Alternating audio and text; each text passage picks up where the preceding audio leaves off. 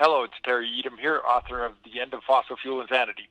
Excellent. Thank you for joining the program here today. Of course, we wanted to get an update north of the border up in Canada, our international brethren there. What's happening up there with the COVID-19? Is it the shutdown like it is here in America? Well, for an indication, I'm sitting in my storage room in my makeshift home office. So that's about what the country's like. That's a good metaphor for the country.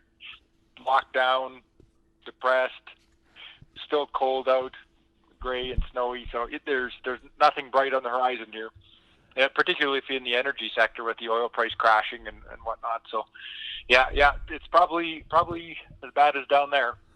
Well, what's happening with the energy sector? Last we checked, it's certainly a lot of the environmental movement was standing Right, in the way of quite a bit. It was infiltrating much of the political parties last we spoke. right. Give us an update in Canada where the oil and gas sector is here. What are we, 3 days into springtime? No, really, it's hard to believe. I haven't seen it yet. It's well, I guess if there's one good thing that came out of this the coronavirus thing, it's hard to imagine that. But the environmental movement, or I shouldn't say the environmental movement.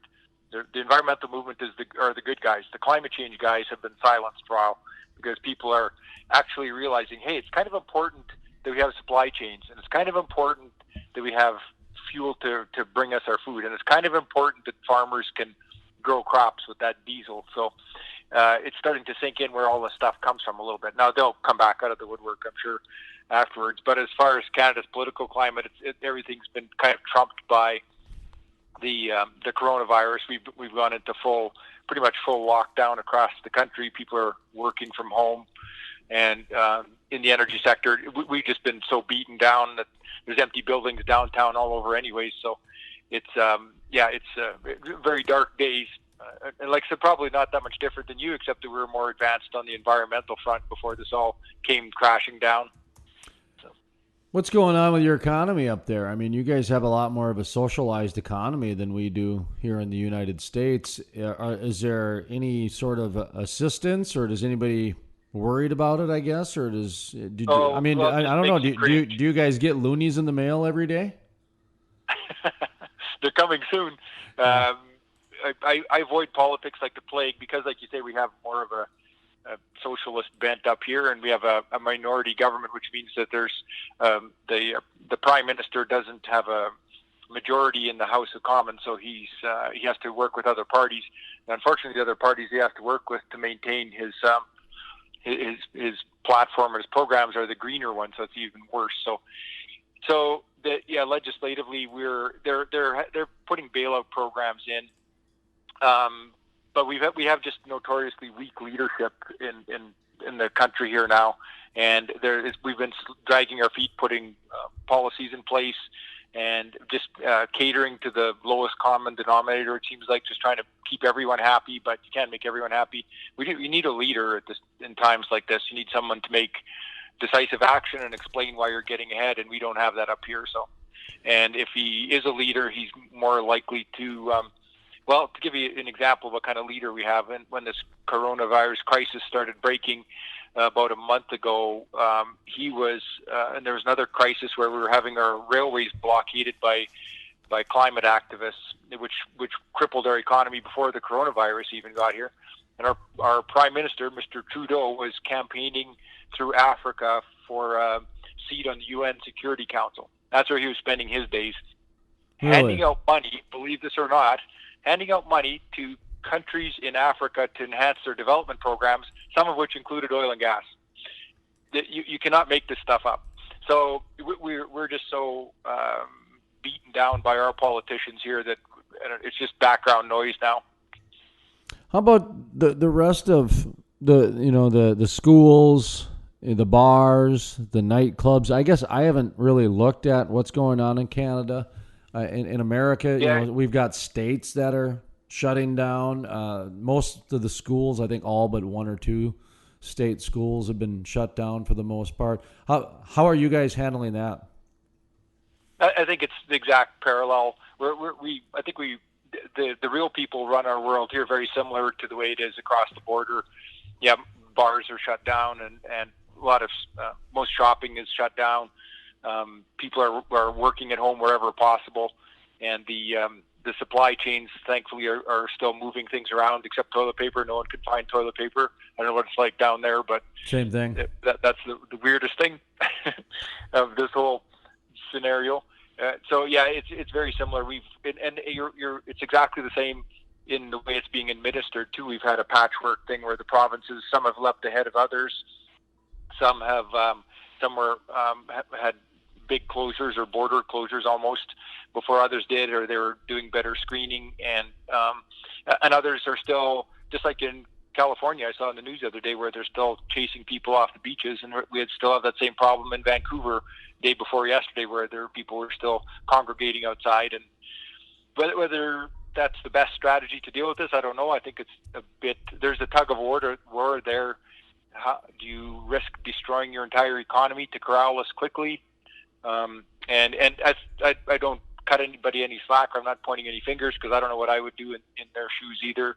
It's a really tough thing to do, but it does look like we are going down that path that the lockdowns are the chosen route. So I think we just have to batten down the hatches and see what happens.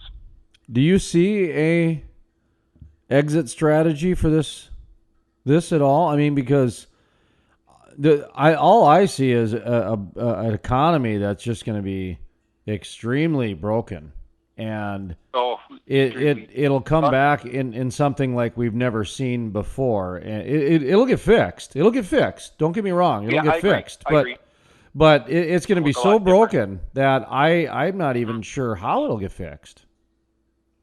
I agree. It's just it's like looking into fog. I guess if there's one bright light is that if you look at China, where they've taken they're easing back a little bit. I saw a report saying that their coal consumption is climbing back up again to not that far off year-ago levels. So their industry is getting rolling again, and so that's one ray of hope that they will kind of get back to that. That their economy can get back to some sort of at least find the bottom. So I'm hoping that if we do this lockdown quickly here, then we can get back to some sort of or at least find the bottom, and then start gradually reintroducing normal society. But I think, like you said, the repercussions of this are going to be enormous, and probably more so globally or for tourist destinations and that sort of thing, because I think that's going to be the last to recover. Our supply chains have to keep going, or it's all over for everyone. So we know that's going to happen. Governments, there's no government layoffs that I've seen yet. The healthcare work, all of that will keep going. The government looks like they're going to turn up the printing presses to find ways to pay for the emergency things. How they unwind the people defaulting on mortgages or not paying their rent, or those chain reactions, I think that's going to be the biggest problem for us. But I think there's going to be a lot of second and third order issues around the world for like any tourist destination who's going to if you pick a Caribbean island that lives off tourism, what's going to happen when there's no cruise ships for 8 months or no planes or whatever. So those are the ones that I think that are going to be really severely impacted.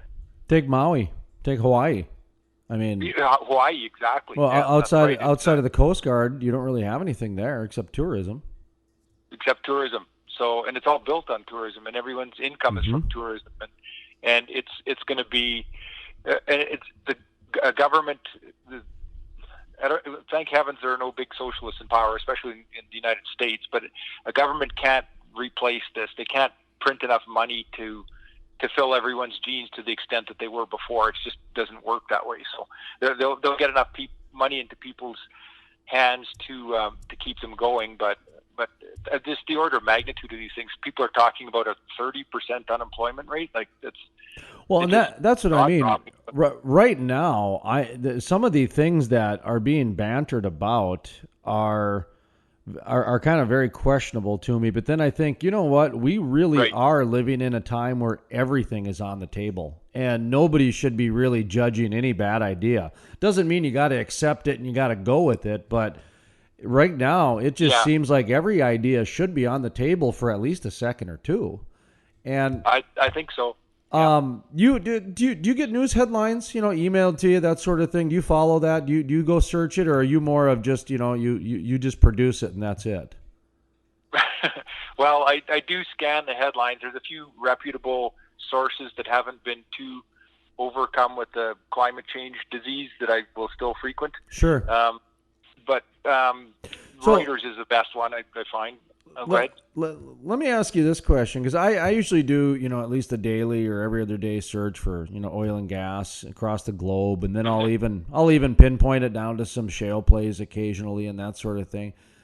I'm seeing this. I do that similar. Yeah, I'm seeing this conversation about nationalizing oil coming up a little bit too much for my liking. And you being in Canada, where you guys are halfway there already, what the heck? Are you seeing this more too?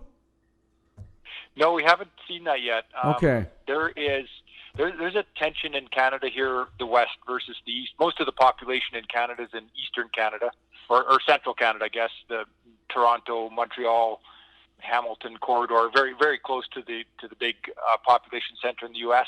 The West is relatively unpopulated but has all the resources, and so this has been going on since Canada was formed. This tension, and now it's just coming more to a head. In Alberta in the West, and not just Alberta, but the West is quite petroleum rich, and it's fed the rest of the country hundreds of billions of dollars in taxes and payments throughout the history of the oil patch here. And so, but with the way the environmental movement has gone, in the urban centers, especially where they've been attacking fossil fuel companies, hydrocarbon companies, and almost trying to push us out of existence, there's a huge backlash against this in Western Canada here, the oil producing region. And there's a separatist movement from Canada that's bulking up. A lot of people just said, we're out, we don't want it, we're not sending our money there anymore to people that don't want it, that people are trying to kill our industries. So that's actually gaining a lot of momentum out west here. And I think that's rattled the Eastern elite quite a bit, because they're so I think that the talk of nationalizing the oil companies would be seen as such an attack on Alberta that they would vote to separate, maybe come join you down there, and within 6 months I think that would happen. So they're a little bit more tentative to even throw out ideas like that, I think, in Canada. Now, it seems unbelievable that it's even being considered in the home of free enterprise. But I've seen it come up a few times in these opinion pieces, and it started actually last November is when I started seeing them come up. Mm-hmm. And when as a different angle for the fracking, because that's part of it is that the oil would be nationalized, and then part of that would they get rid of fracking, right? So now, of course, they're spinning it to the bailout way. Instead of just bailout, let's just nationalize it. And it's a little trick and sleight of hand being done by those people that were having that conversation. So I just wanted to point that out, first of all. But secondly, I don't know if you and I have ever had this conversation before. And the reason I did bring it up is I'm just, when I look at all the industries out there, from technology, whether it be the drones to, optics or even the placement of optics with internet and that sort of thing. They're pretty heavily subsidized. A lot of the industries are heavily subsidized. Oh, yeah. But when I look at the oil and gas industry, they're heavily taxed. They're not subsidized, they're heavily taxed. Mm-hmm. And they're about the last bastion for capitalism that's left out there in the marketplace that is not, some sort of unfairness with subsidies here and this and that. I mean, agriculture's been doing it for a long time. What do you make of that a little bit? You living up there in Canada, taking a look at the United States with what we've got rolling. You've seen the headlines where they're trying to talk about bailing out the industry. Thank goodness for Mike Summers coming out right away. Knee-jerk reaction. Whoa. No. With the API. That was so funny.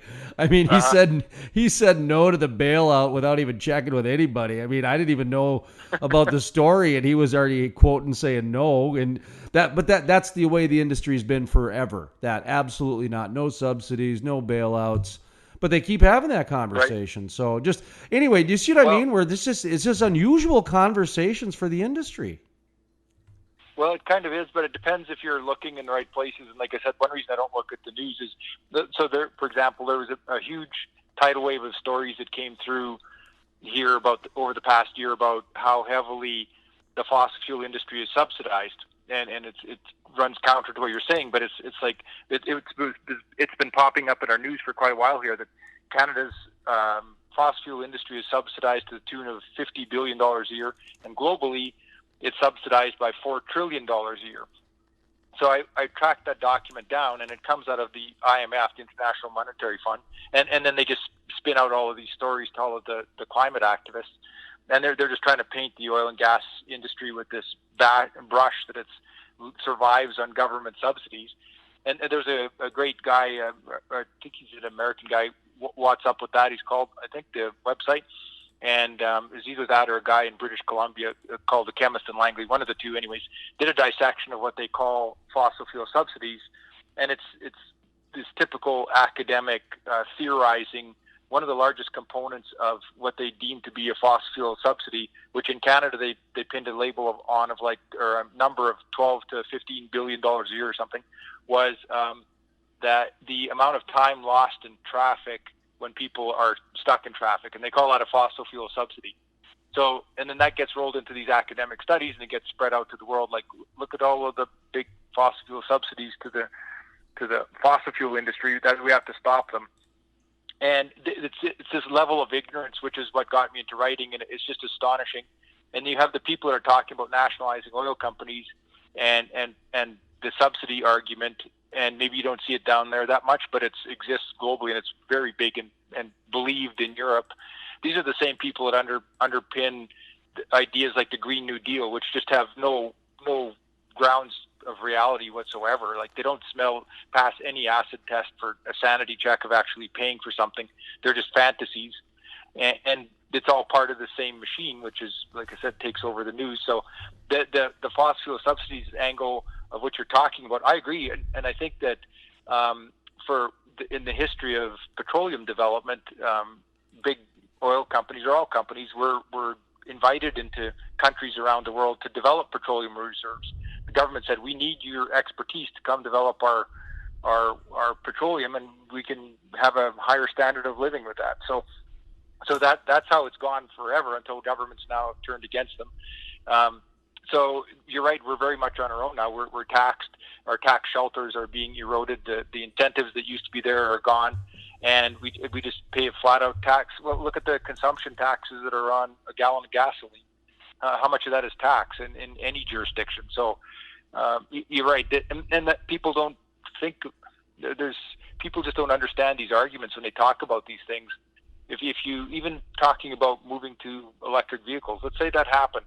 Well, where does all the tax revenue come from all that gasoline taxes? Like, what would replace that? Would you slap that onto electricity and then make them outrageously expensive too? Or, anyways, there's the theory which dominates the news stream, which is green and feel goody, and then when the rubber hits the road, like, no one has any idea how to do it. So I think what you said early on is one of the most important things that was kind of lost on me, I guess, in terms of shining a light on the awareness that the supply chain and the need for oil and gas has created during this COVID-19 coronavirus. And even the governor of Colorado, in one of his briefings, he had to basically pat the industry on the back because they're able to allow this stuff to happen for healthcare reasons. Yeah, and it's just unavoidable that, when people can dodge it all they want, and they can say we don't need fossil fuels. And I'm really hating that term now. Anyways, I'm starting to use hydrocarbons because it's more accurate. Ooh, I like that. I'm switching that too. I'm done with fossil fuels. So it's easy for people to dismiss them when they take it all for granted, and it's always there. Because of our market economy, it always will be there. That's just how it works. We're not Putin. We don't turn off the valve to Europe in the middle of winter and deny them natural gas. That's not how a market economy works. There's nowhere in the United States or Canada where any business is going to voluntarily shut in a pipeline to prove a point to someone. We just don't do that. And so all these people know that, and they can say, we don't need, I don't care if I get your oil or not, but because they know we won't stop the flow of it. But now they actually see, wait a minute, maybe if I had to live without it, what would life look like? Well, not very good. So having said that, I think the light will go on for a lot of people that don't really think about energy that much, which is most people. And then laying in the weeds are still the hardcore political activists and climate activists. And they won't be convinced by that at all. They'll come back right away. But even the average person, that I've been talking to over the last, say, week and a half since this virus has, gone global, the stories that they've brought up to me is China's satellite video of the factories to where there's not as much ozone pollution. They bring up the Venice, which there's dolphins and fish now swimming in the canals. And then they'll bring up, what was the other one the other day? There was some other, the pork belly one in where they tried to throw in the solar and wind farms into the stimulus bill where they're trying to give aid to. Yeah. That one was just yesterday. So I'm seeing different levels of green opportunism. And, I look at like the Venice thing, for example. I didn't know they used gasoline motors in there. I thought they had gondolas and things like that. And my thought is that it was just the sheer human activity that kept the fish and the dolphins out of the canal and had nothing to do with, petroleum or hydrocarbons. I was going to say fossil fuel, but I don't want to say that anymore. I'm going to say hydrocarbons now. Good man.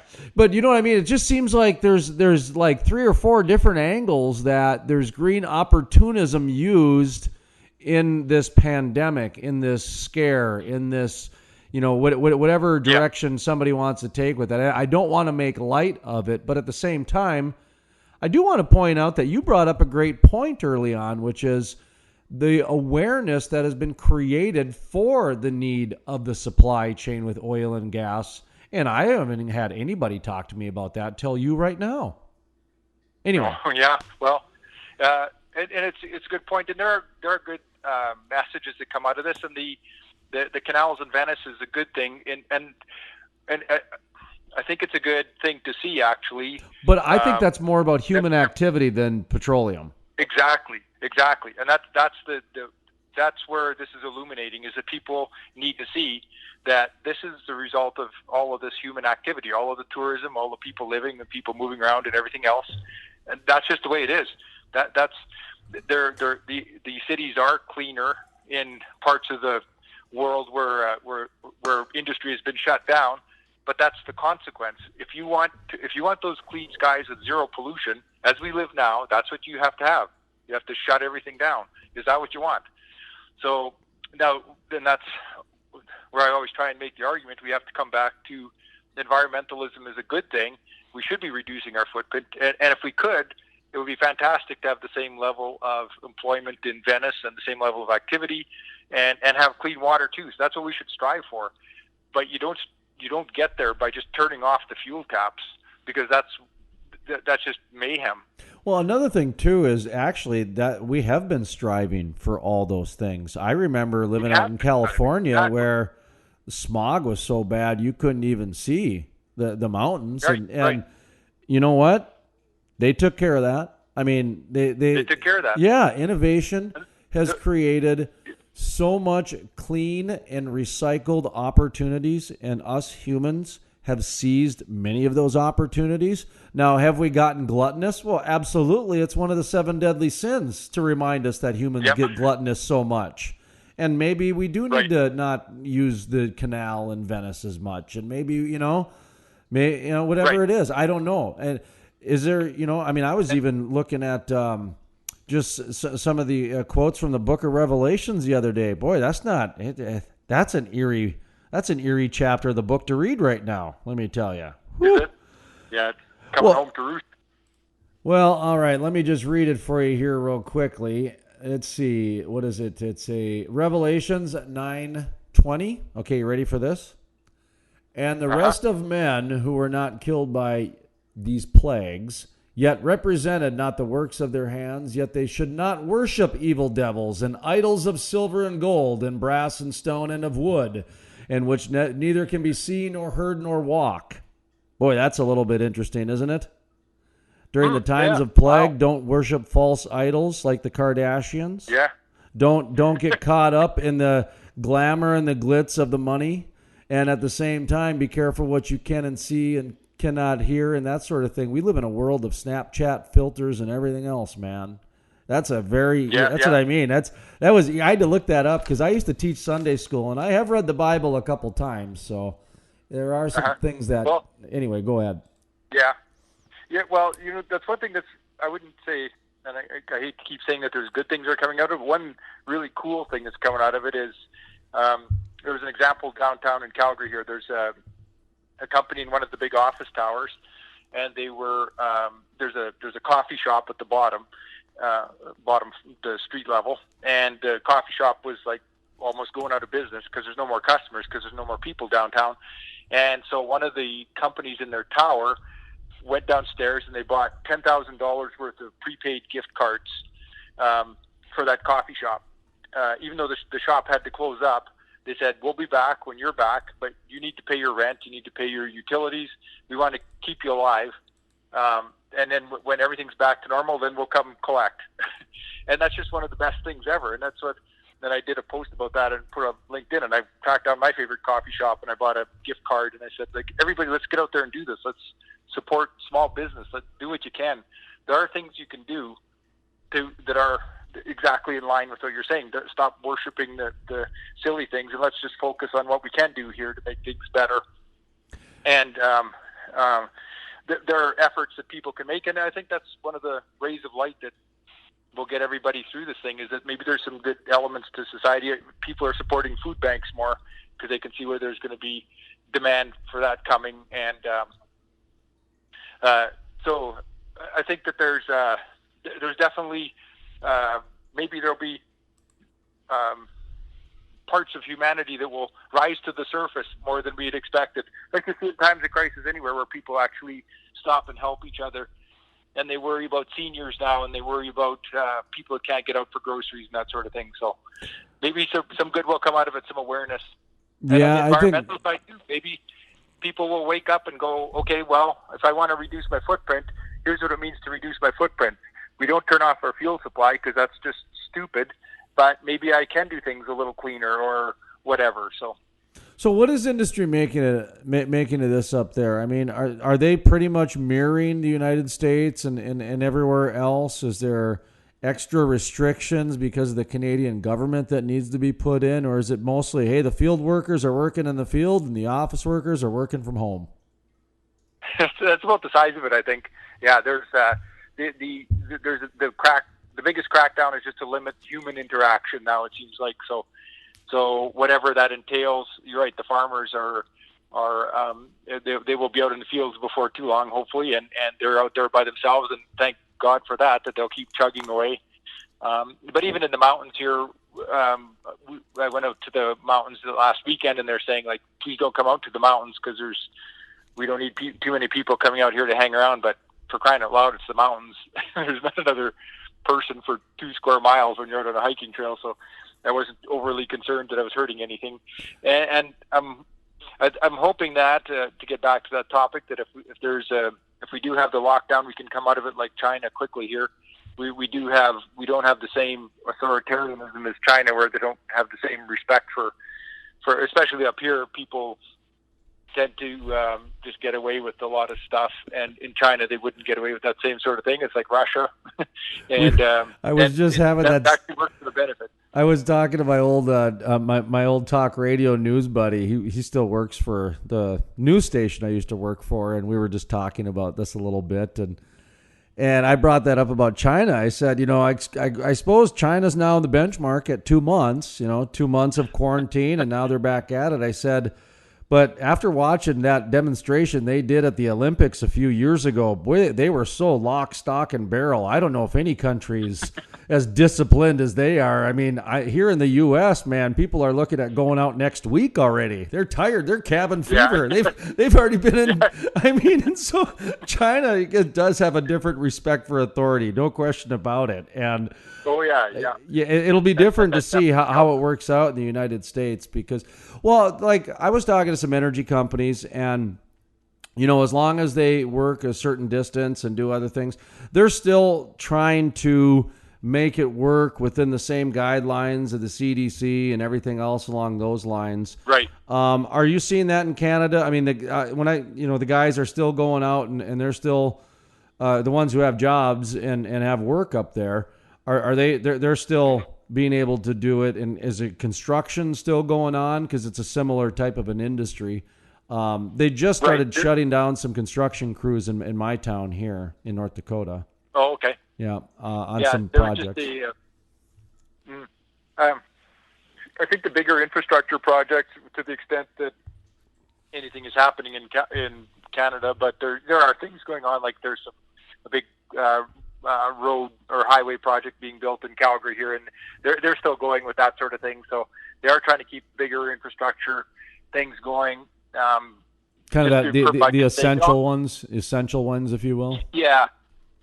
And I think if you can segregate people enough so that they are working, like if you're driving around in a big piece of equipment, you can instruct these people not to have any interactions. Maybe you don't have your morning coffee with the 8 other guys, but you can still go ride around all day on a big Caterpillar. That's keeping money flowing through the economy too. So I think that's the balancing act, which I think that governments have wrestled with here. And it's I'm hard on politicians, but this whole dictate has been driven by the medical profession, and they're doing what they are trained to do, which is to make the best of a pandemic situation. And they're saying, look, if you want to control it, this is what it takes. And they've been kind of given the full authority to do things. And they're not economists, and they're not they're not used to running businesses or anything like that. But they're doing their job. So that's the job of politicians, and that's why I said we need real leadership here to be able to properly balance these things. You need somebody that can step in and say, okay, if someone is driving a delivery truck by themselves all day and they're not having any interaction with humans, then that should be okay, and then that keeps one leg of the economy going, and all these sorts of things. The blanket shutdowns, I understand why they're doing them, but hopefully we'll start coming up with some plans where we can say, okay, this is not a risk, or maybe we come up with testing kits and these people can be tested every day or something. And I don't know. It's a very tough problem, and so.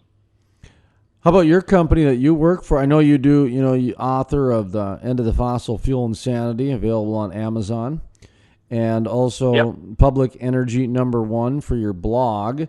You also write for the BOE report, but your natural gas job as well. Aren't you involved with the natural gas business too? I am. I work for a little company with about 20 people, and so we've been. So our operations are still going out in the field, and they just had a conference call today, and we're paring everything back just for budgetary reasons. But like our operators in the field, that we just they used to have a morning meeting, and now they just don't have that morning meeting anymore. So they just come from their home and they head out into the field and they start looking at wells and whatnot, and just have limited human interaction. And so they're still carrying on. It's just a changed environment a little bit, and their workday looks a little different. For us downtowners, there's about 20 or 25 of us, and we're just all working from home. We just use video conferencing and whatnot. It's not quite the same. It's there's too many distractions at home, like the fridge and whatever else in the garage, and 50 things I could be doing, but it works, and I'm probably about 80% as productive, probably. So we can get by, and we just have to change the way we do things a little bit, but we can get it done. So. How about your guys out in the field that used to have the morning meetings? Are they utilizing like a FaceTime or Zoom or any sort of Skype? You know what I mean, as far as a video type of a thing? I'm not even. I mean, I suppose Zoom is the one where you can have multiples, and FaceTimes and Skype I think are just singular. But are they doing any of those conferencing or having sort of audio meetings or anything like that? Are they keeping the communication going? I guess they're keeping the communication going for sure. For sure, and it's they can. You could even have meetings. Like I know some people that have met with like 3 or 4 half-ton trucks pulling up and parking close to each other and just talk out the windows. And it's still a meeting. Maybe you don't go in the office and have coffee or something, but you can still find ways to do it. is Microsoft Teams. Everyone has on their machine now, which is pretty neat software, and everybody can link in and have a video connection too. And the more you speak, the more it's like a little grid of images, and you show up depending on if you speak or not. So on other people's screens. So it's kind of cool technology, and everybody's kind of getting used to that. So one of my friends said it's ironic that they're all working from home for another small company, and she said that she rarely goes down to the other end, to the operations end of the floor, and she speaks to those people more now that she's at home than she did before through the video conferencing. So it's just one of those weird things, but we're very fortunate that we can still have a functioning business, and not to toot our horn here, but the whole world is fortunate that the energy business is not shutting down because of this, because Lord knows what that would look like. So. Do you want to give your natural gas company a plug? Oh, it's called Outlier Resources. We're small and private, so there's nobody can really help us. But thanks anyway. So we're owned by our all the people in our office, not me very much, but we have some of our founders who own the company too. So yeah. I have never done an advertisement. I have never done a plug. And keep in mind, folks, Mr. Terry Etam is not paying for this 1 cent. So he's getting every penny out of this plug right here. So how can people not help make you money? How can people not help you? Oh, well, we don't have any external investors, and we put our gas into the line and somebody uses it on the other end. So that's about the end of it. That's so funny. Hey, you got to give your business a plug? Nobody can help us. We're a small company. Unfortunately, there's a lot of people in America saying that same thing for different reasons, but yeah, that's true. You know, it actually the one thing that my friend and I talked about, the news guy, and this is, getting back to some serious stuff and getting back to supporting your local business and that sort of thing. No, I get it. You're part of a supply chain, so I understand what you're talking about. Right. But it was just funny the way. Oh no, we're small. Nobody can help us. My buddy brought up a good point about restaurants, because today is, I think, National Carryout Day or Take Home Day or something like that. They're encouraging people to get takeout. And so those people listening, you get takeout today or tomorrow. And I did worry about this fad, because you know as well as I do that there is a part of going to the restaurant is sitting in the restaurant. It's part of the ambiance. And when you got to start ordering takeout, well, that people don't do it every night for a reason. And so my buddy brought up a good point. He said, honestly, about 25% of the restaurants that are closed right now probably won't open back up again.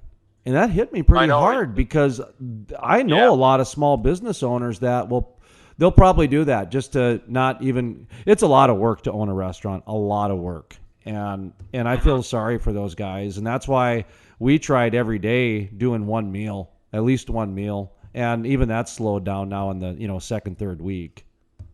But anyway, I just wanted to know your thoughts about that when it comes to restaurants are the first line of defense. They're the ones who got hit right away out of the gate. Yep, and my family and I are working hard to support them.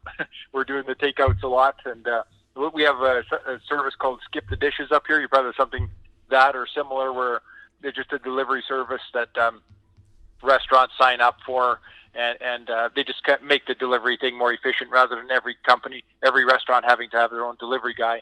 Anyway, so they're doing very well, I think. They can even go to McDonald's and that sort of thing. So, but I am happy to see that, in a sense. I wrote about it in one blog. I said a lot of people are finding benefits in cooking at home with their family, and they're bonding together as family units, which is good. But at the same time, you do cook and eat 21 meals a week, so at some point you just say, I don't want to cook with you anymore, and so I think that's it's a balancing act, but it does help, and it's going to be the saddest thing if we pull through this, and like you say, if there's a whole whack of restaurants gone that aren't going to come back, that would be just the saddest thing for everyone, for the fabric of the community, and for the people themselves that have lost their business. So yeah, everyone out there, if you have a small business that you like and you want to see survive, just track them down. Like I mentioned, my favorite coffee shop, they're closed up, but I went to their website and I found an email address and I said, hey, I want to buy a gift card and I'll use it up as soon as you open. And I encourage everyone out there to do the same thing. If you got a small business that you want to see stick around, then find their owner somehow online and just say, here, I'll buy something for you and I'll pick it up next month or whatever, if you can, if you're lucky enough to be employed. So I thought about shaving my head and then sending my the gal who cuts my hair a check for what I'd normally pay her, you know. Well, I honestly thought boy, the hairstylists, they can't cut hair either. So no, exactly. Well, and that's another industry that relies on that day-to-day cash, you know what I mean? Yeah. And so, and do you want to see her go out of business and Oliver, and then you will be stuck with you and your clippers. So I actually thought that somebody like that, you can. I did think that could go viral in terms of if you'd made it, you know, like one of the ice bucket challenges, do the shaved head challenge where you shave your head and send your send your barber or your beautician. You know, and for girls, go natural with your hair color, because that's what you know. Think of all the husbands right now that are finding out what color their wife's hair is. I mean, boy, all kinds of secrets coming out, boy. Oh yeah, you're spiraling out ideas. Oh yeah, people looking at their Visa bills and all kinds of different people extra time on their hands right now. The craziest stuff's happening. Yeah. Oh yeah. Anyway, how can people support you and get you some money during this time? I know that you write and you're a blogger, right. So you know, give yourself a plug for those different outlets that people can support you. Well, sure. If they're the best thing for me and for them, I'll point out, is if they go pick up my book, The End of Fossil Fuel Insanity. It's on Amazon.com and Barnes & Noble. And a lot of people love it. I've had great reviews, and you can check out the reviews yourself. There's more reviews on Amazon.ca, but there's a bunch in the States too, and people have been finding great value from it from across the spectrum. They said, hey, I've learned a lot about this, and I think they have a better feel for the energy world and why we got to the place that we're at. And I didn't write the book just to say rah oil and gas. I said, no, here's how we got here. There's warts on the past for sure, and but it's an industry that's always striving to improve itself, and the world cannot live without it, not even close, and not for a very long time. And the sooner people realize that, the better off we'll be. But that doesn't mean we can't do better. We can lessen pollution. We can make things better. We can right wrongs where we can, and we can just do a better job all around. And so that's what the book is about. So if you're sitting there bored out of your head, just go order a copy or two or three.